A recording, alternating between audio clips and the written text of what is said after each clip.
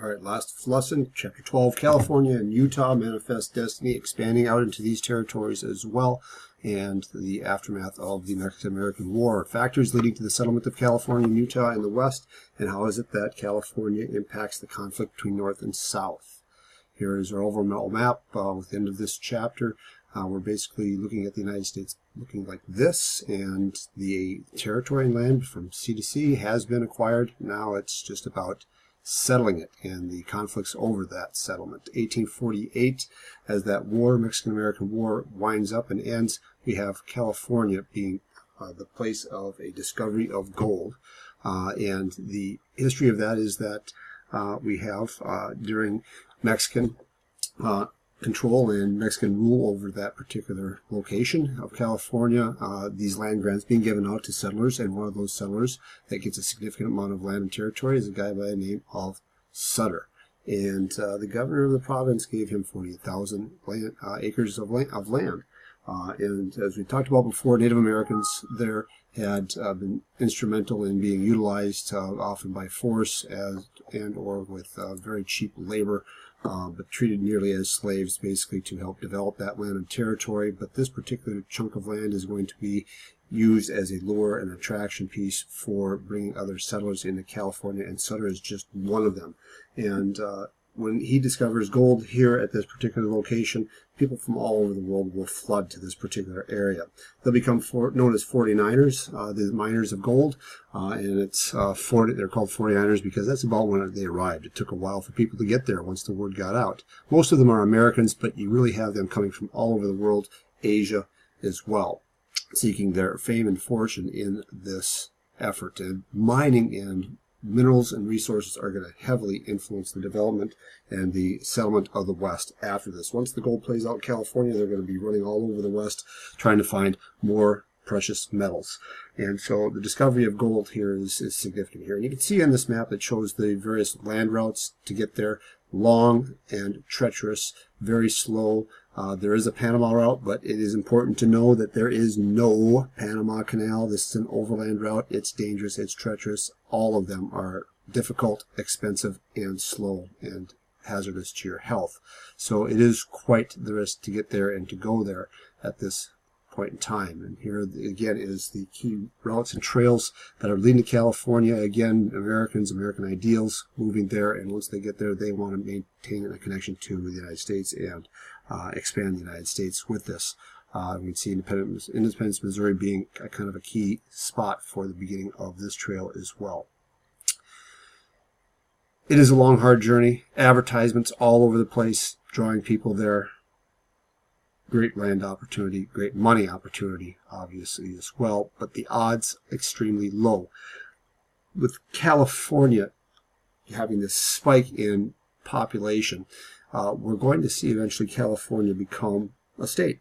And when these Americans get there, they're there, the majority here easily by the time we get to the gold rush.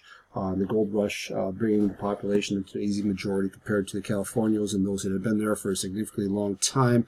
And California is going to be passing some laws that kind of give whites basically some preference here, or requiring Californians to prove that they had legal right to the land. A paper trail, basically, you might say. But many of them won't be able to do that, and once that happens, their land will be lost to whites who will be buying it and taking it over. And so Americans take over here with a great deal of resentment coming along with it for the people that have been there for a very long time, Californios. Growth of cities is extensive because of this growth of population, this mad rush for gold, and most of these individuals, people have no experience in mining whatsoever. There are no major mining companies or corporations at this time. People are going there and doing this by hand, digging by hand with shovels and pans and buckets and things like that, and wheelbarrows. And when people come, they form these towns literally almost overnight, and the towns kind of pop up wherever the word or the rumor is that there is gold. And as soon as those people pop up and show up there and maybe find a little bit of gold, and then all of a sudden the gold is gone, the town is gone, and you have a ghost town. And so it's a very erratic kind of a scenario that's going on here at this point in time. And San Francisco is around. It was an established village at that time, about a tiny village, and then all of a sudden we have 20,000 people there overnight looking for gold.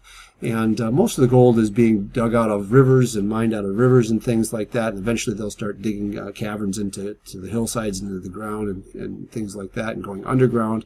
But it's mostly done by hand, by individual people. And when they find a spot where there is gold, they get very defensive about it. They try to stake a claim in it. They try to defend it with their life and by force, and other people try to take it by force.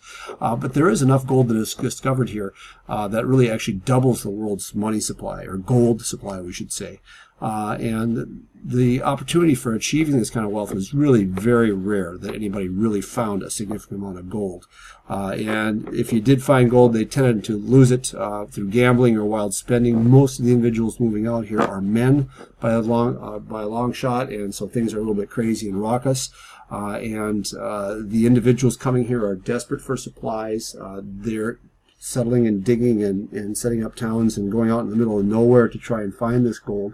And so you just don't find supplies anywhere. And really the people that made money during this gold rush are merchants, people who sold shovels and clothes and supplies and food and tents and things that you needed to survive out there. They charged enormous amounts of money for all these things. And they're the ones that really made the money for the essentials and set up these makeshift stores. There is a name that you might recognize here that pops up at about this time. An individual by the name of Levi Strauss develops these things called Levi's, these sturdy pants that stood up to hard work and hard labor, being on the ground and being on your knees and hands and knees digging in the dirt and so on and so forth. They were tough, made of denim pants, these denim pants, and it turns into a massive company and corporation that the 49er Stadium is named after, I believe, yet today.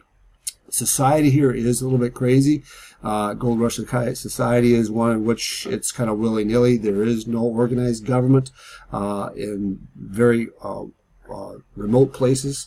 It basically becomes the common citizens establishing things called vigilante committees or vigilante groups, and they basically determine the law and determine the rules and act as judge, jury, locators and determiners of evidence, and executioners as well for people that are accused of committing crimes, stealing things, killing people to try and take over their claim where they think there is gold, things of that nature. And so it is quite chaotic. It is not rule of law kind of a scenario that is people are used to out in the East. It's a bit hazardous to a person's health. But many of the people who did come there, if you lived through it and you survived it, did stay. They didn't stay miners for very long if you lived through it, and they turned into farmers or ran other businesses or did other work. But this rapid growth in the population immediately sent the message that there has to be some sort of organized government here to control things. And as soon as that gold rush gets going in 1850, California applies for statehood, and they're going to write a constitution. They are coming out of a place, Mexico, that had banned slavery, and so they are coming in with a constitution that says no slavery. Of course, this irritates the South and ignites the North-South sectional conflict over slavery that is going on at this time, and we have a major compromise that's going to have to be worked out in 1850. That'll be a subject here we'll revisit in the future after we talk about slave society in the North and South here again, and revisit the economics and social viewpoints and the reform movements here that are going on at this point in time. The first another first out on the West is the development of a territory because of a religious movement that happens here in about the 1830s. And this religious movement is called the Second Great Awakening, and one of the religious reform movements that pops up out of this, that's heavily coming out of New York and the southern part of the United States, but especially New York, is the Church of Jesus Christ of Latter-day Saints. And it's a religious revival, and this is just one of them. But this is a particular a new religious organization that is founded by Joseph Smith, who is at the time living in New York, and he has this vision from some angels, and basically is told that he is supposed to build a new Christian church, and he began preaching this, and he receives these new golden tablets or books that were given to him to become a part of this new church and be added on to the Christian Bible and so on and so forth. And he publishes this thing called the Book of Mormon. And it basically told of the coming of God on earth, and that his instructions were to basically build a kingdom on earth to receive him, a perfect kingdom, a model society. This is the goal, and this is the instruction. The property that is owned, or the land in this society, should be held in common or in kind of a communal situation, and everybody shares in it, you might say. It is a society that supported multiple wives and basically something called polygamy, poly meaning many, and it first started in New York. But this was a very threatening thing, this communal society in which they kind of shunned everybody else, and the multiple wife thing. It wasn't accepted in any of the other Christian denominations at all. So being threatened by this new alternate religion is something that causes a big backlash for them. They're threatened and persecuted in the state of New York. They moved westward to Illinois to find a spot where they can practice their religion peacefully. The persecution continues there in Illinois. And in 1844, Joseph Smith is killed by a mob of residents in the town that they are living in Illinois. And a individual that might be familiar in name, Brigham Young, takes over as the leader of the group and decides to move them again. And in order to escape the persecution and have some religious freedom, they decide to go out to this Great Salt Lake in present-day Utah, and it becomes known as a massive Trail of Mormons, or the Mormon Trail, that gets established here, starting over here in Illinois and across Iowa, Nebraska, Wyoming, into the present-day Salt Lake. But what they were going to establish was basically the town, or the territory of Society of Deseret. And sounds like desert. It's not. It's Deseret, which is present-day Salt Lake City. But it becomes really the largest movement, becomes one of the largest single migrations in U.S. history. About 12,000 of them moved to Utah, and becomes a really valuable route to the west. And these Mormons actually, when they get there and establish themselves, even though it's very desert-like and there aren't a lot of resources there, they actually kind of become middlemen, suppliers of goods and resources, and a stop-off point for other people moving out into the west, out into the New Mexican territory, out into California, onto the gold rush here. Notice this is 1847, before the gold rush this occurs. And also this particular trail branches off of the Oregon Trail as well. And so they actually prosper off of this traffic and this movement west, and the needs of and resources needed by other travelers moving into the west.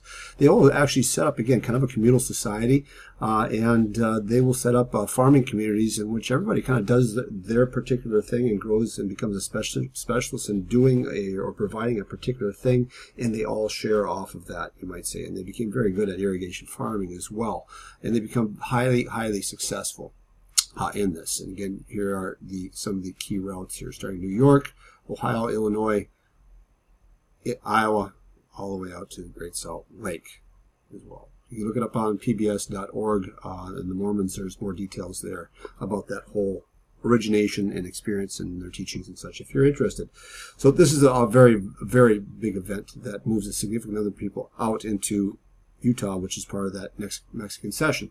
It's a difficult wet life there. Again, they do a good deal of irrigation farming. They build canals to move water around to do some of this farming. They do establish some industries there to provide resources and materials for not only for themselves, but also for the people moving through the West, and selling supplies to the 49ers helps them become very prosperous as well. Congress in 1850 will establish Utah as a territory under President Millard Fillmore. Brigham Young is made the governor of the territory, but there is a major question in the country about, how far does this territory go? Does it become a state? And most people, especially representatives in Congress, were not interested in adding a territory that was going to support polygamy and bringing in new ideas or alterations to the Christian faith, so on and so forth. that was very, very offensive to many of them. And this whole idea of them becoming a state was delayed because of this. And there was actually some social disorder and some conflict within the group as well at some point, nearing civil war in a sense. The United States Army was out there trying to settle things down as well, and also kind of investigate some wrongdoings that had happened out there. And there was nearly a war and a conflict between the Mormons and the United States Army. But the debate about Utah becoming a territory went on all the way to 1896, and it wasn't until then that the Congress, United States Congress, says, go ahead, we're going to make them a state. So, factors that led to the settlement of California and Utah on the west, you can see it there. We have, with Utah in particular, it's not here, but you could add here that religious persecution, seeking freedom, a theme that goes back to the Pilgrims and the Puritans, right? Trying to find their own little perfect society and create their own little perfect society, a city on the hill, you might say, is a factor here that helps settle Utah. Prosperity, gold as well. Population explodes, expands. We need states, and now what kind of states are they going to become? It inflames that sectional conflict over slavery. That is a very big deal here, especially in 1850. There will be a compromise over it. We'll talk more about the details. There are more details to that later on. But this event of the Mexican-American War and gold in California causes a great deal of tension to where we could have almost had a civil war in 1850. So there's some information to help you with your left side stuff in your notebook. Good day.